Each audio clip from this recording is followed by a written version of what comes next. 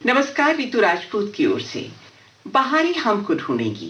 जैसा कि आप जानते हैं, बहारें हमको ढूंढेगी इस कार्यक्रम में इन दिनों हम बातचीत कर रहे हैं जाने माने फिल्म अभिनेता जॉय मुखर्जी के बारे में। उनकी कुछ फिल्मों का जिक्र हमने किया अपने पिछले कार्यक्रम में और उनके बहुत प्यारे प्यारे गीत हमने आप तक पहुंचाए। आज कुछ और नए गीतों के साथ कुछ और उनकी फिल्मों का जिक्र करेंगे अपने इस कार्यक्रम में। और जैसा कि आप जानते हैं, हमारे साथ हैं राजीव कुमार शुक्ल और हमारे मेहमान डॉक्टर राजीव श्रीवास्तव और मैं रितु राजपूत। स्वभाव से बेहद शर्मीले हुआ करते थे जॉय मुखर्जी और उनको ना एक चीज मैं बताना चाहूंगी श्रोताओं आपको कि बहुत रोने वाली रोल करना पसंद नहीं आता था। वो कई बार कहा भी करते थे, उनका एक इंटरव्यू आया था 1963 में और उन्होंने ये बात कही थी, स्वीकारी थी उन्मुक्त भाव से कि मुझे देवदास नहीं बनना, मैं अपने देखने वालों को, दर्शकों को मुस्कुराते हुए हॉल से विदा होते हुए देखना चाहता हूँ। तो इसलिए शायद यही कारण रहा होगा कि उनके खुद के चेहरे पे हमेशा एक सौम्य मधुर मुस्कान रहती थी और मजाहिया किस्म के व्यक्ति थे। समय समय पर मजाक करते थे, छोटी छोटी बातें करते थे और अपनी माँ से उन्हें बड़ा जुड़ाव था। अपनी माँ से बहुत स्नेह करते थे। कई बार ऐसा हुआ अपनी उसी बातचीत के दौरान उन्होंने इस बात को भी स्वीकारा कि माँ से जब कभी रूठता था, नाराज होता था, अनबन हो जाती थी क्योंकि वो इस बात पे बार बार टोकती थी कि तुम घूमते फिरते बहुत हो, सीरियस नहीं हो जिंदगी में। तो क्या करते थे, घर से निकल के बिना खाए पिए और फिल्म देखी एक अच्छी सी, उसके बाद खाना खाया बाहर और घर वापस आ गए। और इनकी माँ सती देवी दरवाजे पे टकटकी बातें देखती रहती थी कि कब मेरा लाल आएगा, कितनी देर। और ये आते थे और बस एक बार माँ से लपटते थे और माँ पिघल जाती थी। तो ऐसा रिश्ता था दोनों माँ और पुत्र के बीच और ऐसा ही रिश्ता इनके अपने परिवार के साथ रहा। चाहे हम इनके दोनों बच्चों की बात करें या उनकी बेटी की बात करें, तो कुल मिलाकर के पारिवारिक व्यक्ति थे जॉय मुखर्जी। बात चल रही थी उनकी फिल्मों की, मैं बीच बीच में खो जाती हूँ उनकी जिंदगी में भी। नहीं बिल्कुल सही है, क्योंकि देखिए जो जिंदगी होती है वही तो इंसान को रचती है।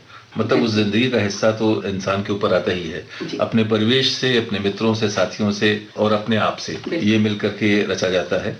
तो मुझे लगता है कि असल में जो इनके पिता ने जो एक खास तरह का स्कूल शुरू किया, क्योंकि देखिए फिल्मों में सामाजिक सौदेश्यता शुरू से रही है हमारे यहाँ, लेकिन वो एक दौर था 60 के दशक में वो दौर आया। इसके पहले वो फिल्मिस्तान में मुझे लगता है कि मुखर्जी साहब जो हैं वहाँ थे। आपके पास ज्यादा इसका गहरा अध्ययन है। उन्हीं का वो सब सारा काम धाम और सब, उससे बड़ा उनका वो था आना जाना। लेकिन फिर फिल्मालय उन्होंने फिल्मालय बाद में वो जिसे कहते हैं हल्की फुल्की प्रसन्न चित्त अच्छे संगीत वाली खुश मिजाज फिल्में, जिसमें कि बहुत ज्यादा जो हम कहते आ रहे हैं टेढ़ापन, तनाव, झंझट, दुख नहीं है। मतलब छोटी छोटी समस्याएं हैं जो कि सुलझा ली जाती हैं और ये है कि आदमी को अच्छा एहसास होता है। ऐसी फिल्मों में जॉय मुखर्जी उसके नायक के रूप में बिल्कुल आदर्श की तरह से शामिल हो गए। और उसी दौर में मुझे लगता है जब हम जिक्र करने बैठे हैं तो एक फिल्म आई थी, फिर वही दिल लाया हूँ, 1963। और मैं समझता हूँ कि फिर वही दिल लाया हूँ अपने आप में ये भी एक मील का पत्थर है जॉय मुखर्जी के करियर में। और एक बार फिर म्यूजिक भी ओपी नैयर साहब का बिल्कुल उनका म्यूजिक है और क्या खूबसूरत गाने हैं। और इसमें एक चीज और भी है कि इस फिल्म में चूंकि जैसा कि राजीव जी ने कहा, शुक्ल जी ने कहा कि ये पारिवारिक चीजें, थोड़ा लाइट मूड की फिल्में ज्यादा पसंद करते थे बनाना और उसमें काम करना, तो इस फिल्म में भी एक पारिवारिक मुद्दा है। पति पत्नी है, पारस्परिक मतभेद होता है, बच्चे पर बहस होती है कि मैं रखूंगा या तू रखेगा, और इस कश्मकश के चलते फिल्म चलती है, आगे बढ़ती है अपनी गति से और अंत जैसा कि हमारी हिंदुस्तानी फिल्मों में होता है, अधिकांश फिल्मों में होता है, सुखद अंत होता है फिल्म का। लेकिन जैसा कि राजीव जी कह रहे हैं कि इसके गीतों की जब हम बात करते हैं, मुझे इसका गीत वो वाला बहुत अच्छा लगता है, लाखों है निगाह में। हाँ, जिंदगी की राह में। हाँ, बिल्कुल रफी साहब, ये सभी की पसंद है। ये तो ये तो हरफन मौला किस्म का गीत है। इस गाने में संगीत का जो संयोजन भी है वो बड़ा अलग ढंग का है। यानी कुछ इसमें पता नहीं मैं सही हूँ या गलत, क्योंकि मैं उतना बड़ा उसका विद्वान नहीं हूँ, पर जैसे जैज का वेस्टर्न कुछ इस तरह का असर नजर आता है और बहुत खूबसूरत गाना है। और मजरू सुल्तानपुरी की, मजरू साहब तो कितने अच्छे गीत लिखे हैं उन्होंने, कितने प्यारे गीत। सबसे लंबे जो लिखने वाले गीतकार फिल्मी दुनिया में रहे हैं वो मजरू साहब हैं। सहगल साहब के जमाने से लिख रहे हैं। जी सहगल साहब ने मजरू साहब का गीत गाया और यहाँ लेटेस्ट आप। और श्रीवास्तव जी, मैं मतलब एक बात जो इस कार्यक्रम में पहले कह चुका हूँ, वैसे भी कहता रहता हूँ, आज आपके सामने फिर कहने का जी हुआ है कि मैं दो जो गीतकार हैं, वैसे देखिए अनेक महान रचनाकार हैं, अब साहिर साहब हैं, कैफी साहब हैं, एक लंबे फैसले मतलब अद्भुत शैलेंद्र हैं। नहीं, मैं वही कह रहा था कि शैलेंद्र और मजरू ये इन दो को मैं इस अर्थ में बड़ा विशिष्ट मानता हूँ कि आसान जबान में मतलब यानी गहरी बात कह जाने की क्षमता, यानी साहिर जो है उनकी शायरी का जो साहित्यिक रूप है वो मौजूद रहता है, यानी वो शब्दावली रचना में वो साहिर हैं। लेकिन मजरू साहब, जो कि मजरू साहब खुद एक बहुत बड़े शायर, लिटरेरी शायर के रूप में भी हम जानते हैं, मकबूल शायर थे, लेकिन मजरू साहब ने बहुत ही आसान जबान में हंसते खेलते हुए या सरल शब्दों में जिंदगी के बड़े बड़े सच बयान कर। बिल्कुल। तो इस गीत को सुन लिया जाए, लाखों है निगाह। हाँ बिल्कुल, इस गीत को सुन लिया जाए।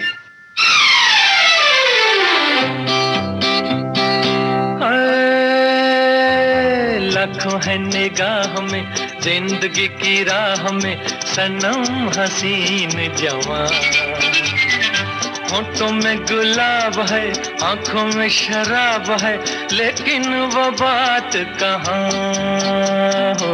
लाखों है निगाह में जिंदगी की राह में सनम हसीन जवान, होठों में गुलाब है, आंखों में शराब है, लेकिन वो बात कहाँ।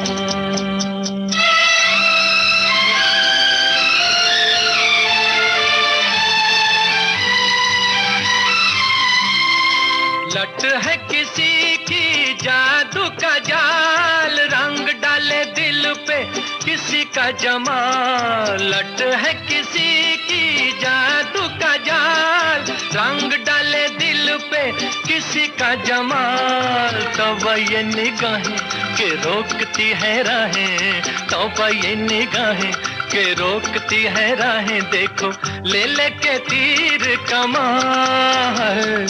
लाखों है निगाह में जिंदगी की राह में सनम हसीन जवान, होठों में गुलाब है, आंखों में शराब है, लेकिन वो बात कहाँ।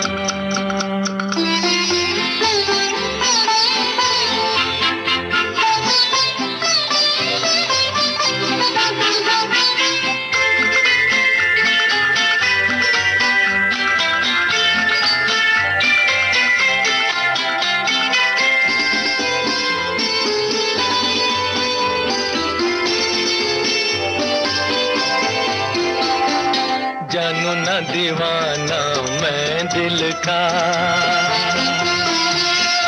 कौन है ख्यालों की मलिका।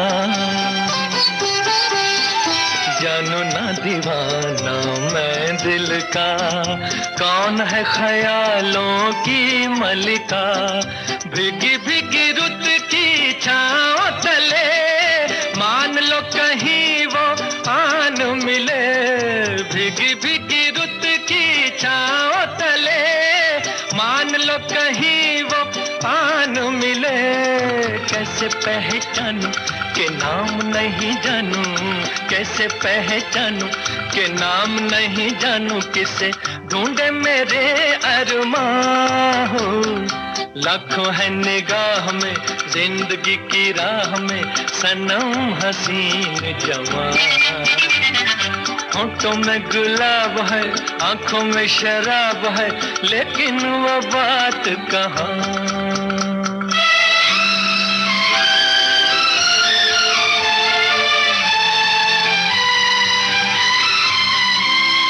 कभी कभी वो एक महाजबी डोलती है दिल के पास कहीं। कभी कभी वो एक महाजबी डोलती है दिल के पास कहीं। है जो यही बातें तो होंगी मुलाकातें, हैं जो यही बातें तो होंगी मुलाकातें। कभी यहाँ नहीं तो वहाँ है। लाखों है निगाह में जिंदगी की राह में सनम हसीन जवान, होंठों में गुलाब है, आंखों में शराब है, लेकिन वो बात कहाँ, लेकिन वो बात कहाँ, लेकिन वो बात कहाँ। बहुत ही प्यारा गीत था और इस फिल्म के कई सारे गीत राजीव श्रीवास्तव जी बहुत अच्छे गीत थे, जैसे कि इसमें आशा पारिक थी उनकी अभिनेत्री और आशा जी के साथ शायद 3 फिल्में उन्होंने की हैं। जिद्दी में भी वही थी, लव इन टोक्यो में भी वही थी और इसमें भी। तो इसमें वो वाला जो गीत है ना जो आशा जी ने गाया है, आंखों से जो उतरी है, बहुत आशा भोसले, क्या क्या मतलब, और बड़ी हसीन लगी आशा पारिक, बहुत सुंदर लगी। आपकी इस बात से मुझे ये बात भी कहने का मन हुआ जी राजीव जी कि ये जो नायकों की परंपरा है, जैसे विश्वजीत हैं, प्रदीप कुमार हैं, जॉय मुखर्जी हैं, बाद में अगर आप सोचें तो मुझे लगता है कि एक विकसित रूप होता है या थोड़ा सा इवोल्यूशन होता है, विकसित ना कहकर शायद में इवोल्यूशन कह सकते हैं, उद्विकास जिसके लिए इस्तेमाल होता है। राजेश खन्ना, आप देखिए कि जहां संगीत बहुत महत्वपूर्ण है, और एक और चीज जो इन लोगों में और राजेश खन्ना के साथ कॉमन है वो ये कि नायिकाएं बहुत महत्वपूर्ण है। हाँ, देखिए मतलब ये है कि हम देखते हैं कि स्त्री चरित्र बहुत महत्वपूर्ण है जी।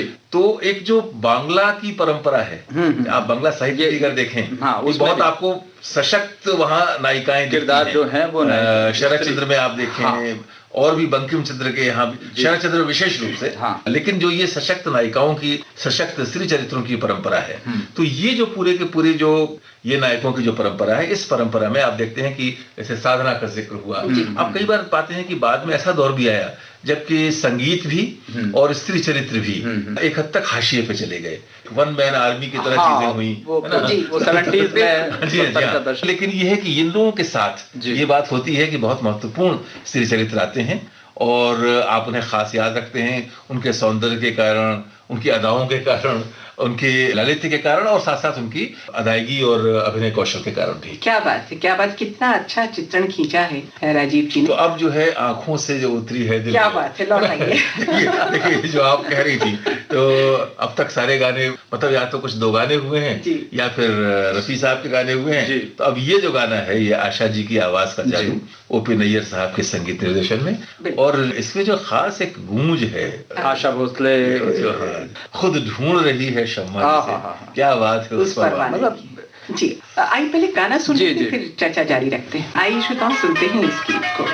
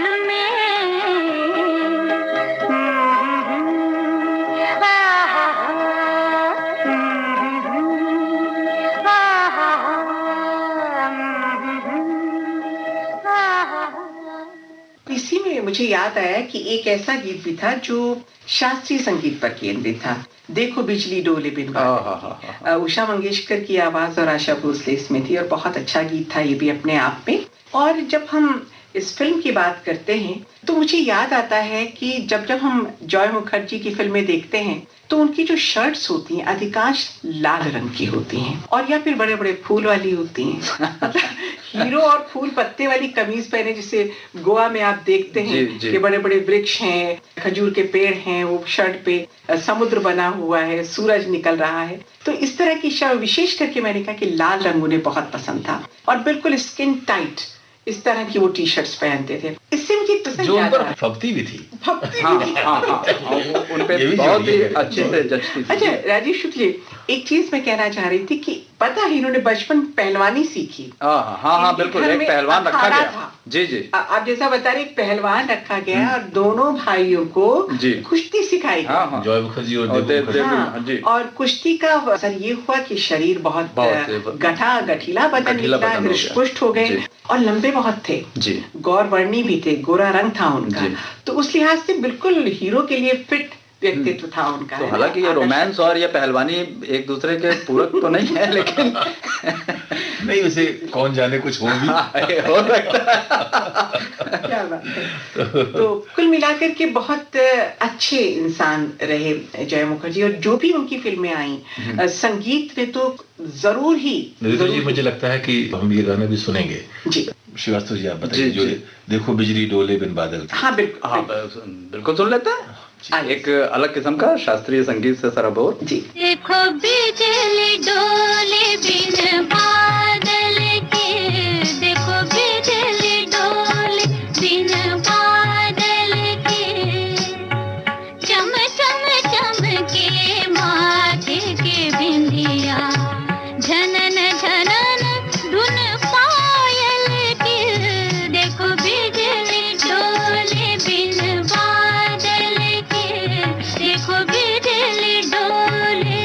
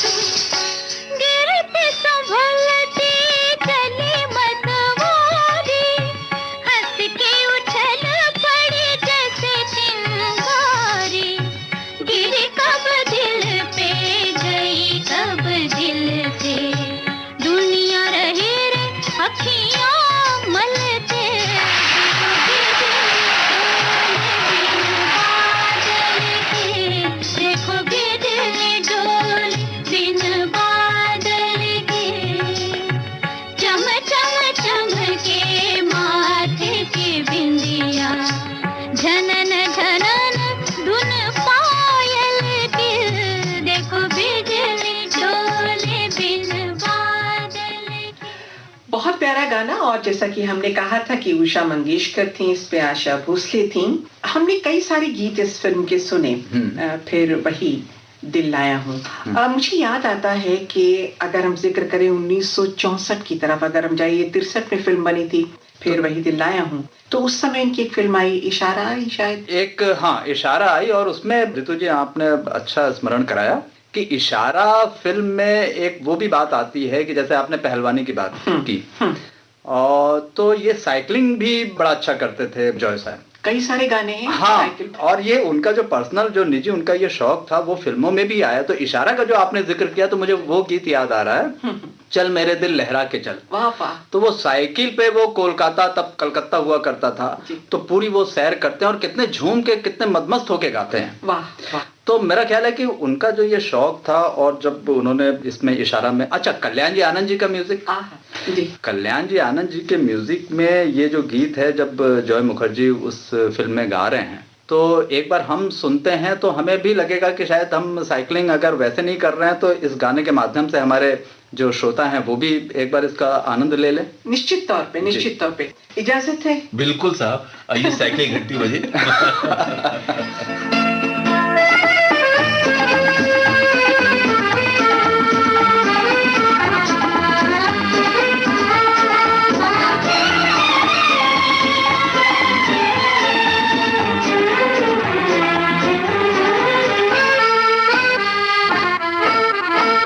चल मेरे दिल लहरा के चल, मौसम भी है, वादा भी है, उसकी गली का फासला थोड़ा भी है, ज्यादा भी है। चल मेरे दिल लहरा के चल, मौसम भी है, वादा भी है। चल मेरे दिल।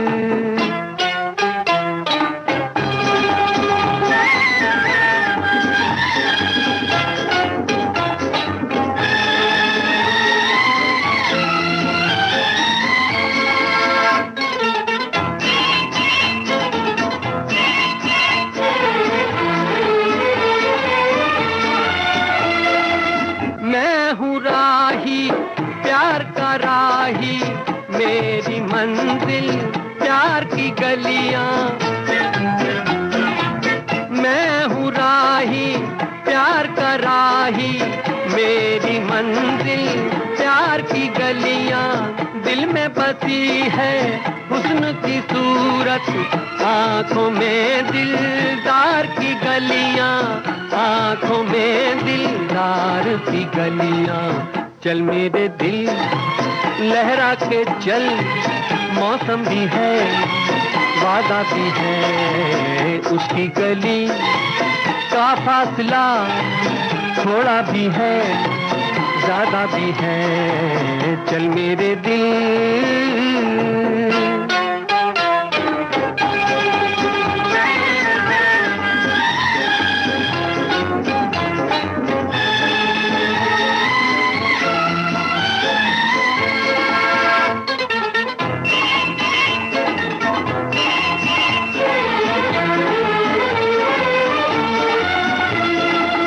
उसकी चाहत, उसकी तमन्ना हो तो हो बेकार का सपना,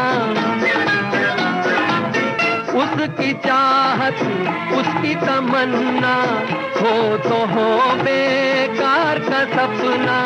घर से निकलना, यार से मिलना, ये तो कारोबार है अपना, ये तो कारोबार है अपना।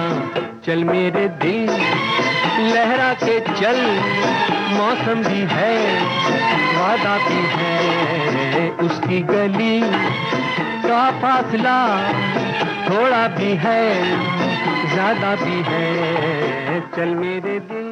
बहुत प्यारा गीत। और उसी साल एक और फिल्म आई, बहुत अच्छे गीत थे और रंग बिरंगे गीत थे। मैं कहूँगी हर अंदाज का, हर मूड का गीत उस फिल्म में था। दूर की आवाज 1964 में आई थी और शकील बदायूनी साहब की रचनाएं थी उसमें। और जब हम गीतों की बात करते हैं, चाहे हम हुस्न से चांद भी शर्माया है, या फिर एक मुसाफिर को दुनिया में क्या चाहिए, बिल्कुल खिलंदड़ पने वाला गीत, या फिर हम भी अगर बच्चे होते, नाम हमारा होता डब्लू बब्लू। तो ये बर्थडे सॉन्ग के लिए तो ये गाना तो आज भी मतलब एवरग्रीन है, बिल्कुल हमेशा बजता है। हाँ, हमेशा बजता है। तो हम कुछ देर के लिए अब बच्चे बन जाएं, बच्चे बन ही जाए, क्योंकि ये, हाँ, ये एक अलग रंग है, जैसा आपने कहा, एक अलग रंग है।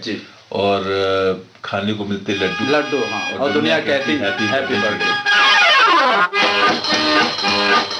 हम भी अगर बच्चे होते, हम भी अगर बच्चे होते, नाम हमारा होता गबलू बबलू, खाने को मिलते लड्डू और दुनिया कहती हैप्पी बर्थडे टू यू।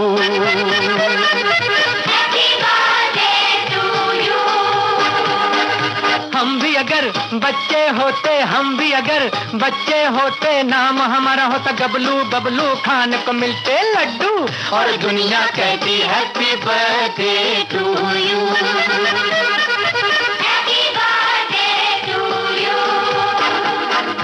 कोई लाता गुड़िया मोटर रेस तो कोई लाता फिरकी लट्टू, कोई चाबी का टट्टू और दुनिया कहती हैप्पी बर्थडे टू यू।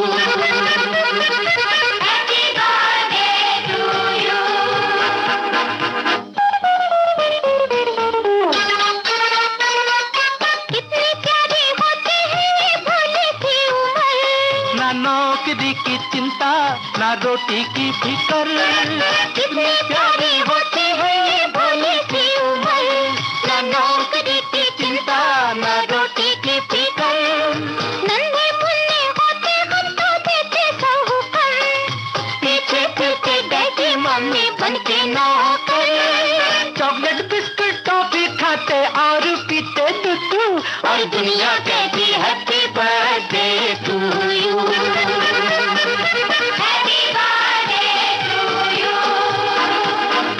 हम भी अगर बच्चे होते, हम भी अगर बच्चे होते, नाम हमारा होता गबलू बबलू, खाने को मिलते लड्डू और दुनिया कहती हैप्पी बर्थडे टू यू।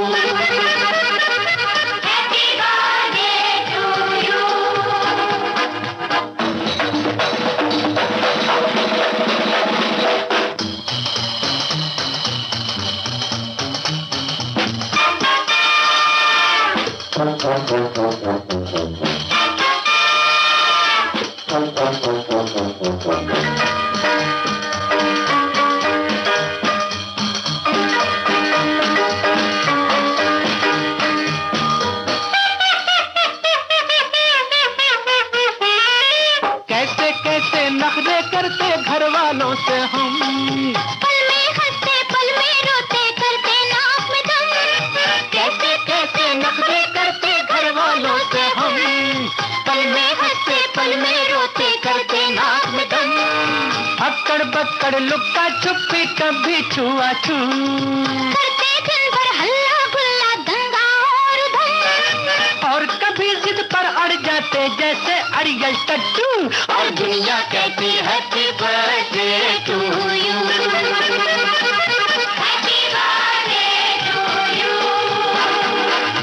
हम भी अगर बच्चे होते, हम भी अगर बच्चे होते, नाम हमारा होता गबलू बबलू, खाने को मिलते लड्डू और दुनिया कहती हैप्पी बर्थडे टू यू।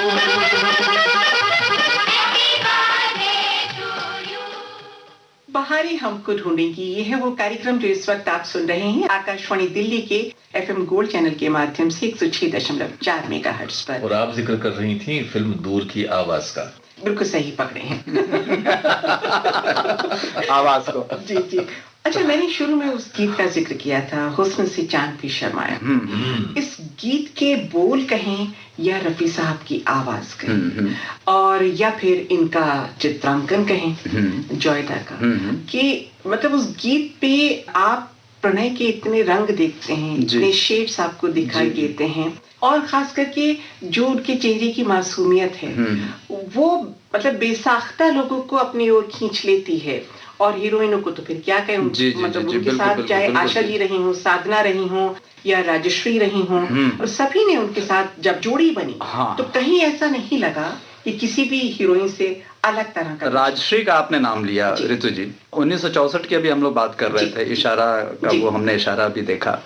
उसी वर्ष एक फिल्म आई थी जी चाहता है। हाँ, जी, जी। आपने ये कहा था कि उनको अमूमन ये पसंद नहीं था कि भाई वो कुछ गम के या दुख भरे वो करने, लेकिन जी चाहता है, शुक्ल साहब जी चाहता है फिल्म का जो ये एकमात्र गीत है मुकेश साहब के स्वर में, वो आज पहचान बन गया इन सब की यादों का। चाहे जॉय मुखर्जी को हम याद करें या कल्याण जी आनंद जी उस फिल्म के थे इंदिवर, या बाकी जो भी लोग हैं, अब खुद मुकेश को, तो हम छोड़ चले हैं महफिल को, याद आए कभी तो मत रोना। तो जॉय साहब ने ये सिद्ध कर दिया था कि ठीक है, लेकिन इस तरह के गमगीन जो पल होते हैं जो जीवन के, उसको भी वो उसी तरीके से वो साकार कर गए जैसा वो खुशनुमा। बिल्कुल आपने सही कहा, क्योंकि ये जो मुकेश का गीत है जी, जी, ये विरह और की वेदना जी को बिल्कुल अभिव्यक्त करने वाला गीत है। जी, जी। और हम छोड़ चले हैं महफिल को। और इसमें जो सीन है ना राजीव जी, कि वो मतलब निराश परेशान होकर के, क्योंकि वो नायिका दूर हो गई है, अपना सूटकेस पैक कर रहे हैं, एक कमीज लाते हैं, फिर अलमारी खोलते हैं, फिर ये चीज उठाते हैं और गा भी रहे हैं। और इनकी जो आंखें थी, मैं ये नहीं कहूंगी कि बहुत सुंदर या बहुत बड़ी बड़ी आंखें थी, लेकिन एक निरीहता कहना चाहिए, मासूमियत उनकी आंखों से, निश्चलता, ये बहुत प्यारा शब्द आपने इस्तेमाल किया, वो नजर आती थी उनकी दृष्टि में। और खास करके इस गीत में हम महसूस करते हैं जब मुकेश दा की आवाज में इसे सुनते हैं। हम छोड़ चले हैं महफिल को, याद आए कभी तो मत रोना। हम छोड़ चले हैं महफिल को, याद आए कभी तो मत रोना। इस दिल को तसल्ली दे लेना, घबराए कभी तो मत रोना। हम छोड़ चले हैं महफिल को।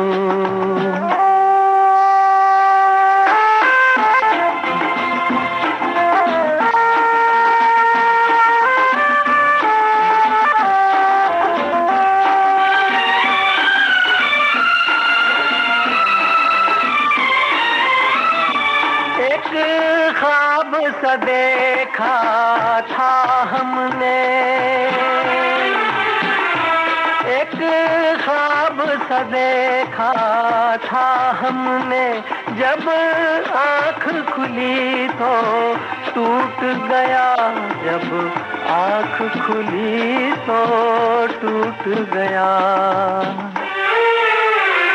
ये प्यार तुम्हें सपना बनकर तड़पाए कभी तो मत रोना।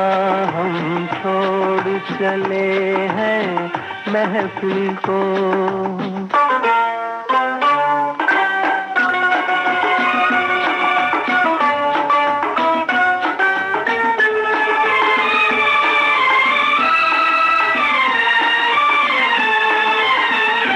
तुम मेरे ख्यालों में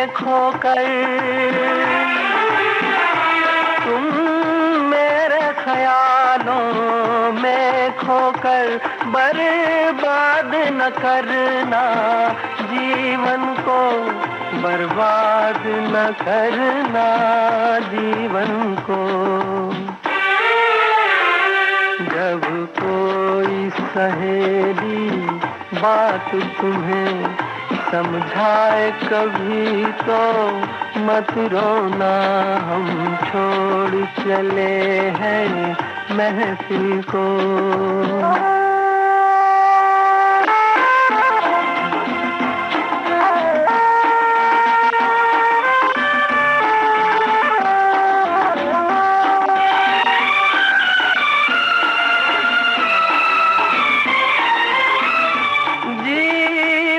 के सफर में तन्हाई, जीवन के सफर में तन्हाई, मुझको तो न जिंदा छोड़ेगी, मुझको तो न जिंदा छोड़ेगी। मरने की खबर है जाने जिगर, मिल जाए कभी तो मत रोना। हम छोड़ चले हैं महफिल को, याद आए कभी तो मत रोना। इस दिल को तसल्ली दे लेना, घबराए कभी तो मत रोना। बहारें हमको ढूंढेंगी। श्रोताओं, इन दिनों इस कार्यक्रम के तहत आप सुन रहे हैं जॉय मुखर्जी के संदर्भ में जानकारी और सुन रहे हैं उनकी फिल्मों के प्यारे प्यारे गीत। अगले अंक में उनकी फिल्मों के कुछ और मधुर गीतों के साथ आपसे फिर मुलाकात होगी।